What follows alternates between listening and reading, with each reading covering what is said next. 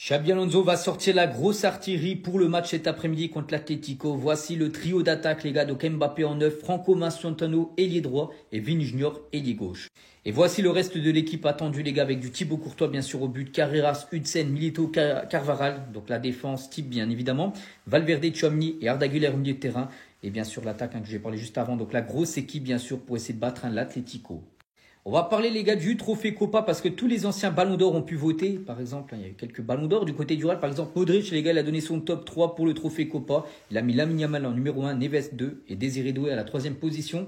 Concernant Karim Benzema, pareil, il a mis Lamine Yamal en numéro 1, Doué 2e et João Neves à la 3e position.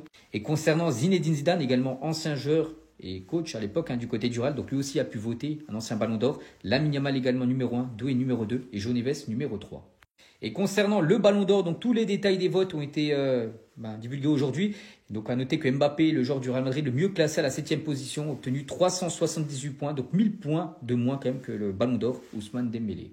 Criminel de faire ça. Zama, ça va enchaîner un bus et un avion de 12 heures la même semaine. Ah ouais, c'est chaud. Déjà que c'est cardio d'affronter l'Atlético à l'extérieur, c'est cancer qui nous mettent le bus à chaque fois. Avec leur tulismo qui marche plus, qui va marcher bizarrement face au Real Madrid. Parce que pour ceux qui savent pas, il y a le derby Atlético-Real demain à 16h15. Match où il faut pas perdre de points parce que le Barça derrière va en profiter. Et juste après en Ligue des Champions, ça va affronter Kairat qui est au Kazakhstan. Regardez juste la distance que le joueur doit faire en avion. Voilà. C'est pas une dinguerie. Askip, c'est le vol le plus long pour un déplacement à l'extérieur. Je me suis renseigné et c'est 12 heures. 12 heures. Cette équipe-là, c'est la première fois de leur histoire qu'ils se qualifient en Ligue des Champions. On a dit qu'il y a des semaines et des déplacements compliqués. Mais là, quand même, c'est chiant. Comment j'aime pas affronter l'Atlético parce que t'es quasiment assuré de perdre des points. Le bilan sur les 10 dernières années me donne raison. C'est 11 matchs, 5 nuls, 3 défaites et seulement 3 victoires. La dernière fois que le Real Madrid a gagné un derby à l'extérieur en Liga, c'était en septembre 2022. Ah, le ratio, il est pas bon, mais il y a moyen de l'améliorer demain. Mais en vrai, il y a au moins un seul point positif d'affronter l'Atlético, c'est que c'est un vrai test pour ce Real Madrid sous Xabi Alonso. Aujourd'hui, on a une nouvelle conférence de presse de Xabi Alonso avant de se déplacer pour aller affronter l'Atlético de Madrid. Mais avant ça, Arda Güler est le joueur ayant créé le plus d'occasions dans le top 5 des plus grands championnats en Europe. Et les gars, on sait qu'Arda Güler, c'est un joueur qui fait beaucoup parler en ce début de saison. Il y en a qui l'aiment, il y en a qui l'aiment pas, mais force est de constater que cette performance est vraiment très très forte. Mais là, les gars, on va voir ce qu'il va nous proposer pour les prochains matchs. Et franchement, s'il continue sur cette lancée-là, je pense qu'Arda Güler, il va mettre tout le monde d'accord. Atteindre les 100 points en Liga, c'est une question qui lui a été posée par un journaliste. Et franchement, c'est très difficile de gagner tous les matchs. Xabi en est lui-même conscient. Mais franchement, les gars, si on fait une belle saison et qu'on continue sur cette lancée, on peut vraiment gagner beaucoup de points. En tout cas, les gars, Xabi Alonso est conscient de ses forces, il est conscient de ce qu'il peut faire et il est conscient de tous les points qu'il peut gagner dans ce championnat pour aller chercher ce titre. Avoir les 100 points, c'est quelque chose qui est compliqué, mais franchement, c'est pas impossible avec la forme du Real Madrid actuel. Vini est essentiel pour nous, j'ai aimé ce qu'il a fait l'autre jour, j'aime le voir sourire. Franchement, les gars, qui n'aime pas voir Vinicius sourire? Après, les gars, c'est bien beau, Vinicius, il était heureux contre le Levante, il faut qu'il nous fasse la même performance ou au moins un équivalent contre l'Atlético de Madrid pour qu'on puisse espérer gagner ce match tranquillement ce week-end.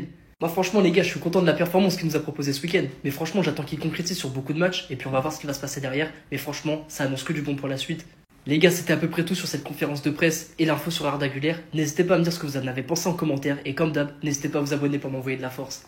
Bellingham était vraiment pas content de sa carte FUT 26 parce qu'il lui manquait son dégradé. Et aussi, il a dévoilé les cartes à ses coéquipiers du Real Madrid, je vais tout vous expliquer. Hudson a été la première victime de Bellingham. Il est en effet allé le voir et il lui a dit « Hey Dean, j'ai un cadeau pour toi frérot ». Hudson, dès qu'il a vu sa carte, était dégoûté et a dit que les stats étaient basses. Mais il a quand même gardé le sourire car il sait qu'il s'agit uniquement d'un jeu. Puis Bellingham a passé son pressing sur Hendrik, en lui montrant sa carte en rigolant, il lui a dit « Tu vas beaucoup jouer ». Et aussi, quand Hudson, qui était juste à côté, a vu la carte de Hendrik, il était trop choqué de la note qu'ils lui ont donnée pour son physique. Hendrik a rigolé et a demandé à Hudson de dire encore plus fort au caméraman que les 68 de physique étaient juste une blague. Ensuite, Bellingham est allé montrer son incroyable carte à Valverde, qui en rigolant a dit que c'était la carte qu'il attendait depuis 4 ans, mais qu'il était quand même bien satisfait de sa carte avec 89 de général qui a l'air trop cheat. Eder Militao aussi était content avec sa carte de 84 de général, et Mastantuono, malgré son 77 de général, était content, il a dit qu'il avait une bonne carte. Et Bellingham, quant à lui, il était refait de sa note, mais pas de sa photo, parce qu'il a dit qu'elle avait été prise avant qu'il refasse son dégradé. Et lui aussi, il était juste choqué du 68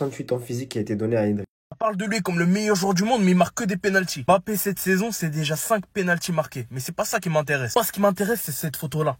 Juste avant de tirer le pénalty, la bataille mentale. Parce qu'il y a un aspect chez Mbappé que très peu de joueurs ont et on peut pas lui enlever. Tout le monde le sait, il n'a jamais été connu pour avoir une technique de fou sur penalty et que c'est pas le meilleur dans le domaine. À l'inverse d'un CR7 qui est la perfection à son prime, qui a les puissances et précision, ou même Harry Kane qui est le meilleur au monde en ce moment. Et lui, pourquoi il rate jamais? Parce qu'il a toujours l'incendant mental, peu importe le gardien qui est en face. Tu lui mets meilleur prime, il marque quand même. Rate jamais parce que mentalement, il a déjà remporté la bataille. Au PSG, on l'a vu.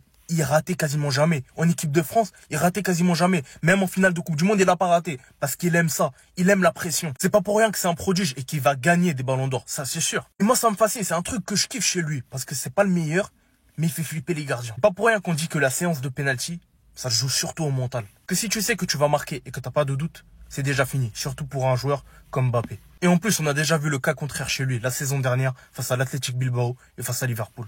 Même égaler un record de la légende Sergio Ramos, il l'a fait, le meilleur latéral gauche d'Espagne, Alvaro Carreras. C'est choquant, c'est pas moi qui le dis, les faits et les stats sont là. Sur les 3 derniers matchs, écoutez bien, il n'a pas été dribblé une seule fois face à Levante, l'Espagnol et Marseille. Même en Ligue des Champions, c'est trop facile pour lui. Et c'est pas tout, il est en train de détruire des records en plus. Sur son dernier match, il a récupéré le ballon 16 fois et ça n'a plus été fait depuis Sergio Ramos en 2019 pour un défenseur du Real Madrid. C'est pas pour rien que c'est un titulaire indiscutable sous Xabi Alonso. Il a été mis au repos que 8 minutes. C'est bon pour vous? Et comme si ça suffisait pas, c'est le meilleur latéral du monde dans les 5 grands championnats. Il est premier en interception, en ballon touché, en passe courte, en passe dans le dernier tiers.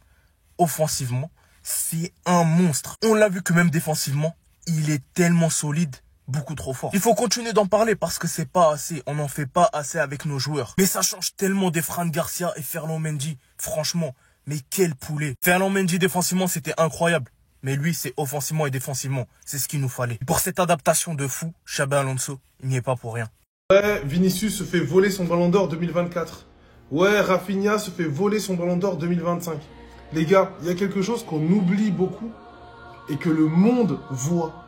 Là, on voit 2 joueurs. On en voit un du Real et un du Barça. Mais avant tout, c'est 2 joueurs brésiliens, les gars.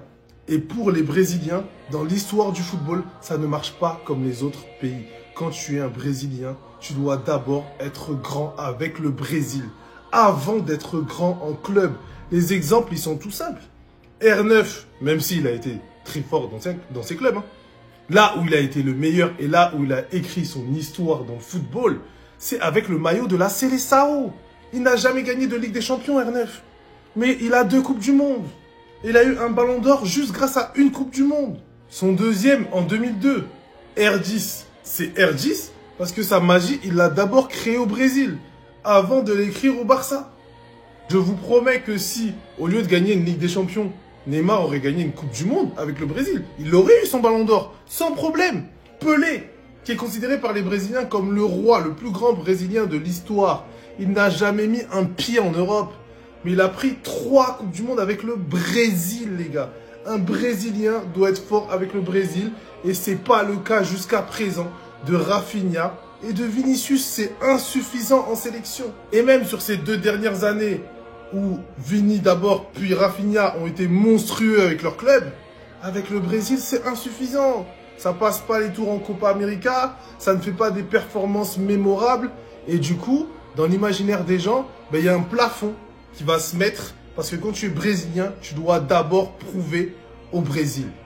Mais Madrilène, croyez-moi, ce mec-là, on l'a pas acheté assez cher. Carreras est en train de faire passer son transfert à 50 millions pour une très bonne affaire, les gars. On a clairement fait un coup. Il domine dans toutes les stats défensives. Il impressionne en tant que latéral et en défense centrale aussi. Il a clairement gagné la confiance de Xabi Alonso. Mais pas que. Au Real Madrid, ils disent, on dirait que Carreras est ici depuis toujours. Ça se voit qu'il aime le Real Madrid, les gars. On va pas se mentir. Il y a pas si longtemps, il était au stade Di Stéfano pour soutenir les petits jeunes. À Castilla, ça montre à quel point il est impliqué. Le Real Madrid, c'est comme sa deuxième maison. Et ce que j'aime chez lui, c'est qu'il a le sens du sacrifice. Je jouerai là où il faut pour le club de mes rêves. On a un vrai soldat dans nos rangs. À votre avis, pourquoi on le trouve aussi bon? Parce que sur le terrain, il n'a pas peur et il prend du plaisir quand il joue. En ce moment, il est tellement bon que l'entraîneur de l'Espagne envisage de l'appeler au prochain rassemblement. De la Fuente, toi, avec tes avant-bras, on dirait ceux de Stallone là.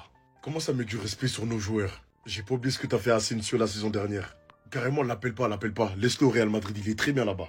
Guide madrilène, on vous donne la voix, venez suivre les gars.